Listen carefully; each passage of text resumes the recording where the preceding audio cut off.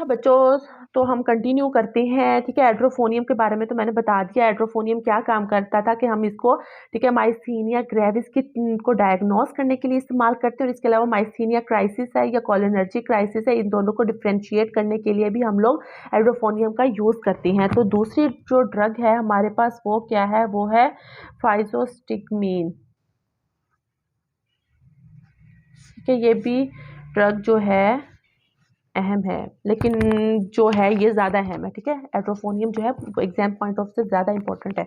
अच्छा, तो फाइजोस्टिगमीन है, तो पहली बात तो ये है कि सेम कि ये क्या है, ये इनडायरेक्ट है। ठीक है, इनडायरेक्ट एक्ट कर रही है। और दूसरी बात क्या है, ये रिवर्सिबल ड्रग है। ठीक है, रिवर्सिबल है और इनडायरेक्ट एक्ट कर रही है। तीसरी बात ये इंपॉर्टेंट क्या है, ये टर्शरी अमोनियम होती है।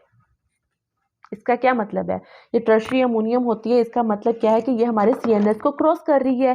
सीएनएस को मतलब ये लाइपोफिलिक है। ठीक है, और ये हमारे सीएनएस को ये ड्रग क्या कर रही है, क्रॉस कर रही है।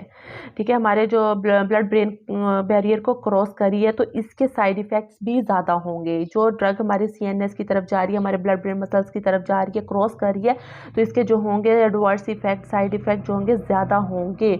तो ठीक है, अब ये इसका जो ड्यूरेशन ऑफ एक्शन जो है वो, क्योंकि ये इंटरमीडिएट एक्शन होता है इनका। ठीक है, ये कौन सी होती है, इंटरमीडिएट एक्ट करते मतलब एक्शन होता है इसका। इसका जो ड्यूरेशन ऑफ एक्शन होता है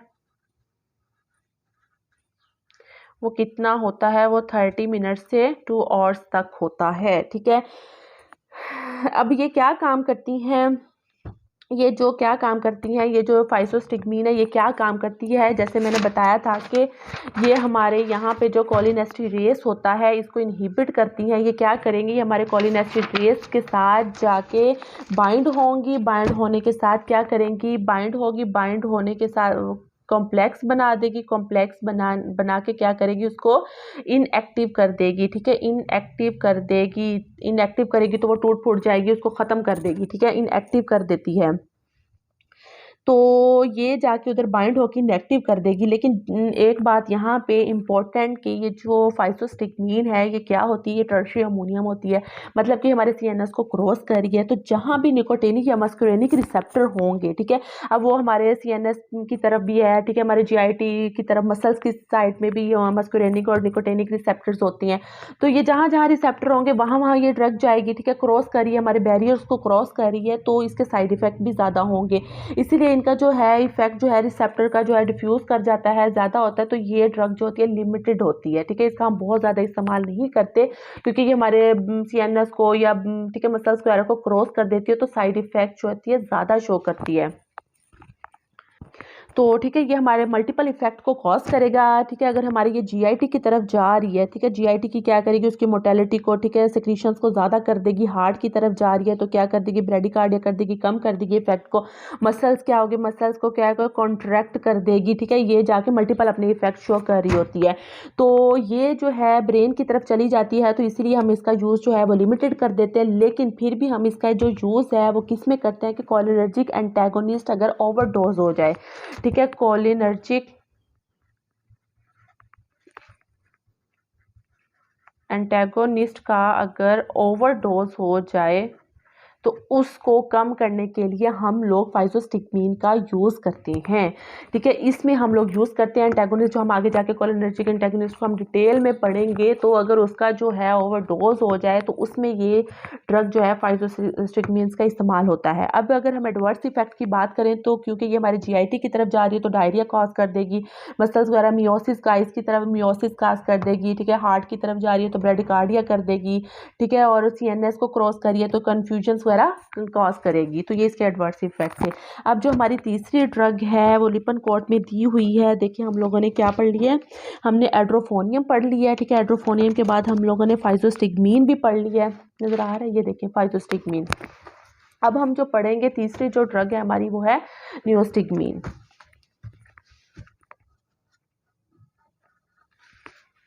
सॉरी,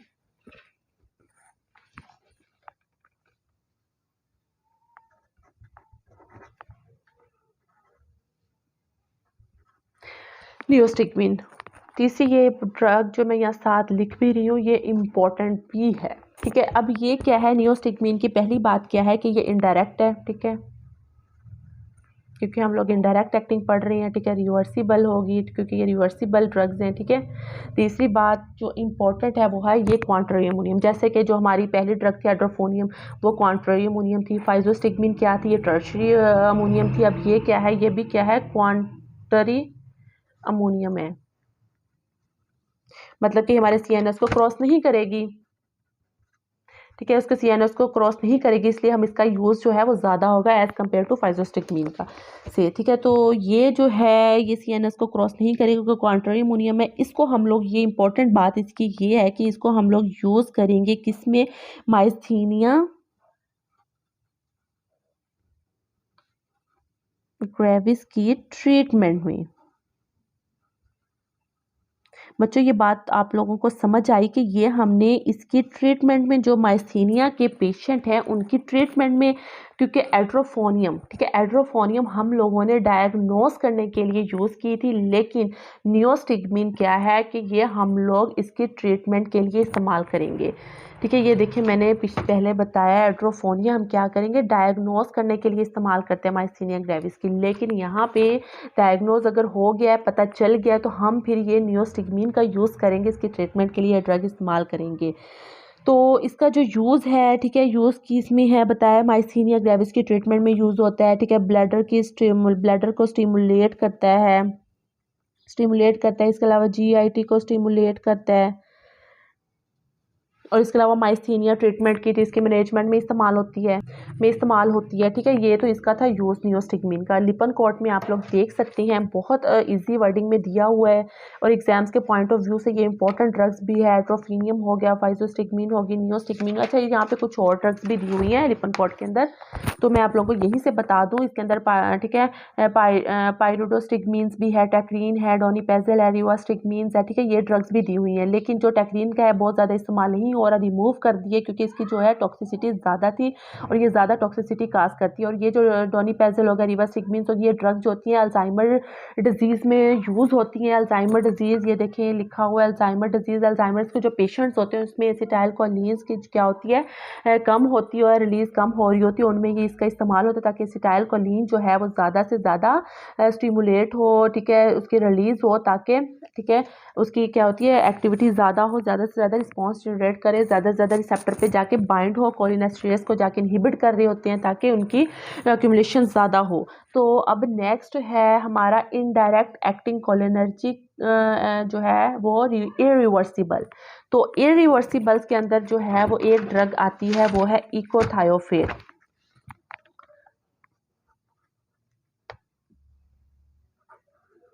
वर्सिबल ड्रग्स जो है इनडायरेक्ट, इसके अंदर एक ड्रग आती है वो है इकोथायोफेट होती है, ठीक है। इकोथायोफेट क्या होती है, ये इरिवर्सिबल ड्रग है, लॉन्ग ड्यूरेशन ऑफ एक्शन होता है इसका। जो इम्पोर्टेंट बात है इसका लॉन्ग ड्यूरेशन ऑफ एक्शन होता है। बच्चों मैंने बताया था लॉन्ग ड्यूरेशन ऑफ एक्शन मतलब कि ये जो यूज़ होती है 2 डेज़ भी लग सकते हैं, 3 डेज़ भी, ठीक है, और 7 डेज़ तक भी काम जा पहुंचता है, ठीक है, इसका जो एक्शन होता है। और ये किस में यूज़ होती है, अच्छा यहाँ पे ये क्या काम कर रही होती है, इकोथायोफेट, ये भी तो जाके जो हमारी एसिटाइल कोलिनेस्टेरेज को क्या कर रही होती है, इनहिबिट कर रही होती है। और ये क्या करती है परमानेंटली जाके, दूसरी बात क्या होती है, ये परमानेंट इनहिबिट कर देती है, मतलब कि रिवर्सिबल के रिवर्स होने के चांस ही नहीं करती, बिल्कुल ख़त्म कर देती है। कैसे ख़त्म करती है, इसका मैकेनिज्म ऑफ एक्शन का क्या है, ये देखें यहाँ पे उन्होंने दिया हुआ है। ये क्या करती है, यहाँ पे जो ऑर्गेनोफॉस्फेट ग्रुप है, ठीक है, हाइड्रोक्सल ग्रुप है, उसको जाके उसके साथ बाइंड होती है, एजिंग करती है, लॉस ऑफ अल्काइल ग्रुप करके उसको परमानेंटली ब्लॉक कर देती है। एसिटाइल कोलिनेस्टेरेज की रिवर्सिबल को इनएक्टिव कर देती है, परमानेंटली कर देती है, ताकि जो इसका जो है रिवर्सिबल ना हो सके, ठीक है। ठीक है। इसका मैकेनिज्म ऑफ एक्शन दिया हुआ है, इसका एक्शन दिया हुआ कि इसका एक्शन क्या है, इसमें किस में यूज़ होती है। तो ये यूज़ होती है ओपन एंगल ऑफ ग्लूकोमा की ट्रीटमेंट में, आइस में इसका इस्तेमाल होता है। इसका थेरेपेटिक पर्पज़ यही है कि ये जो है ग्लूकोमा के ट्रीटमेंट में इसको इस्तेमाल किया जाता है। लॉन्ग ड्यूरेशन ऑफ एक्शन होता है, मतलब कि 1 वीक तक इसका जो एक्शन चला जाता है। आगे जो है इसकी एंड में दिया हुआ है टॉक्सिकोलॉजी क्या होती है। टॉक्सिकोलॉजी अब कोलिनर्जिक एक्टिविटी अगर ज़्यादा हो जाएगी तो वो टॉक्सिसिटी काज कर देती है, ठीक है। टॉक्सिसिटी कैसे काज करती है, अगर वो हमारे ब्रेन की तरफ जा रही है तो ठीक है, ब्रेन की तरफ जाएगी तो वो कन्फ्यूजन कर देगा, ठीक है, कन्फ्यूजन काज करेगी, कन्वल्शंस काज करेगी। अगर वो हार्ट की तरफ जा रहा है तो वो ब्रेडिकार्डिया कर देगी। मियोसिस की तरफ, मियोसिस जीआईटी की तरफ जा रहा है तो वो डायरिया कर देगी, स्टमक हमारा अपसेट हो जाएगा। तो ये तो थी इसकी टॉक्सिसिटी। तो ये तो आज हमारा ये चैप्टर हो गया ख़त्म। तो नेक्स्ट हम स्टार्ट करेंगे कोलिनर्जिक एंटागोनिस्ट चैप्टर नंबर 5। ये हम अपना नेक्स्ट वीडियो में स्टार्ट करेंगे। तो होप, उम्मीद है कि आप लोगों को ये अच्छे से समझ आ गई होगी। अगर आप लोगों को किसी पॉइंट में की समझ नहीं आती तो आप लोग कमेंट सेक्शंस में पूछ सकते हैं। Thank you so much for watching.